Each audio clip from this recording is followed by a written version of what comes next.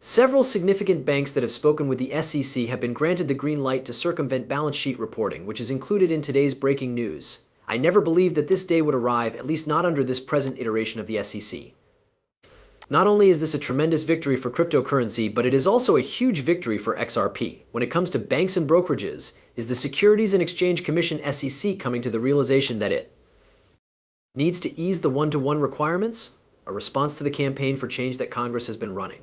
However, the most important thing to take away from this is that the SEC has made it possible for some crypto accounting compliances to be exempt from certain regulations. If banks are able to provide an assurance that they will safeguard those assets in the event of a bankruptcy, then they are exempt from the need that they designate those assets as liabilities. This is a significant change because the initial rule that was enforced by the SEC prevented banks from providing any cryptocurrency services at all. We can now anticipate that a greater number of financial institutions will enter the cryptocurrency market, and we will begin to observe widespread adoption of assets such as XRP. I would like to bring attention to XRP as an asset that banks should consider adopting for a straightforward reason. All of the main governments and central banks throughout the world are partners of Ripple, which has relationships with such institutions. The truth is that there are currently talks taking on regarding the next financial landscape, and Ripple is a part of those discussions. Take, for instance, this example from the Good Morning Crypto. In a recent roundtable discussion, lawmakers from the United States of America met with supporters for cryptocurrency. Mark Cuban, who is worth $1 billion, Paul Grewal, who is the chief financial officer of the coin industry, Ripple CEO Brad Garling, House Stella CEO Danielle Dixon, and Galaxy CEO Mike Novogast were among the most famous attendees at this meeting, which had a total of 27 people. Please take note of the fact that I mentioned XRP and XLM as the only two cryptocurrencies that were present rather than Bitcoin, Ethereum, or Tether.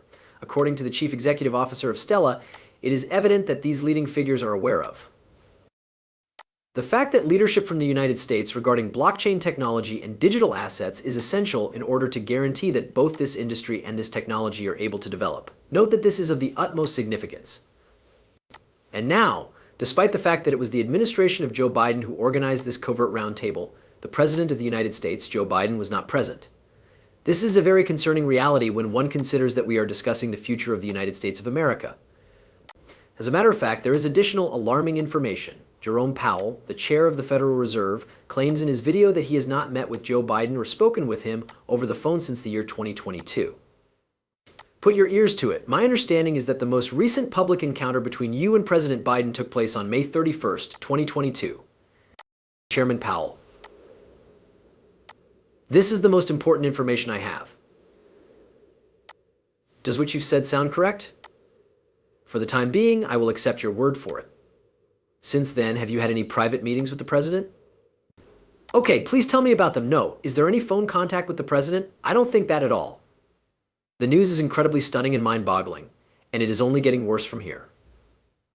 Janet Yellen, the Secretary of the Treasury, admits in this video that she has not been doing her job as the head of the Financial Stability Oversight Council FSOC, which is responsible for deciding how to regulate cryptocurrencies between the Securities and Exchange Commission SEC and the Commodity Futures Trading Commission CFTC. Pay close attention. To clarify, the Financial Stability Oversight Council is not responsible for resolving disagreements, since that is not their job description. Although this is not the case, you are expected to deal with financial risk. Are you acting as a quarterback between the Securities and Exchange Commission and the Commodity Futures Trading Commission? No, not really.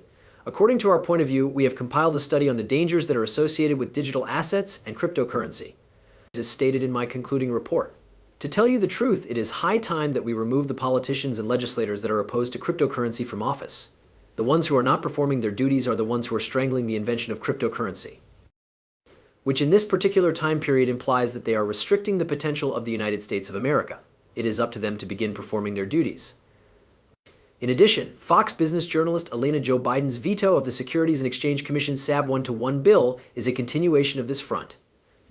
According to Democrats, staff members are familiar with the thinking of the House leads, and they do not anticipate many Democrats to change their votes.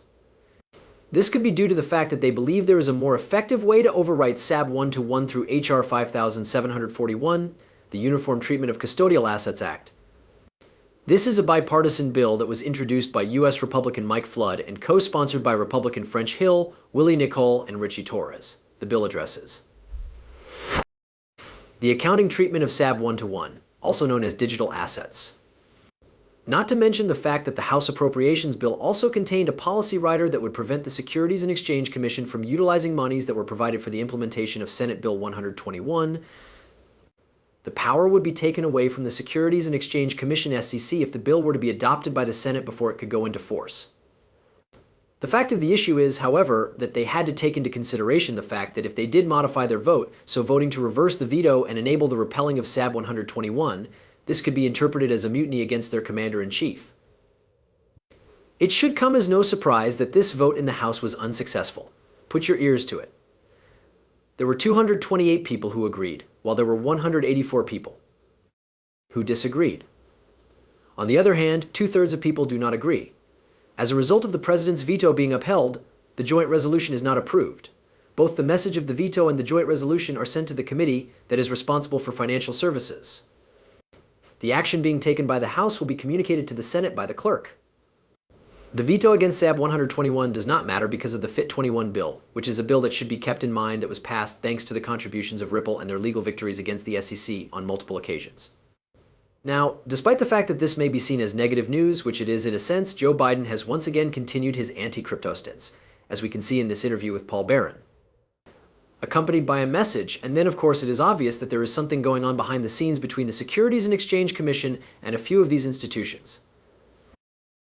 Mike, what are your thoughts on this situation? What are your thoughts on the current situation that is taking on there? Look, this is all a sideshow, and it's all theatrical. I mean, look at it that way.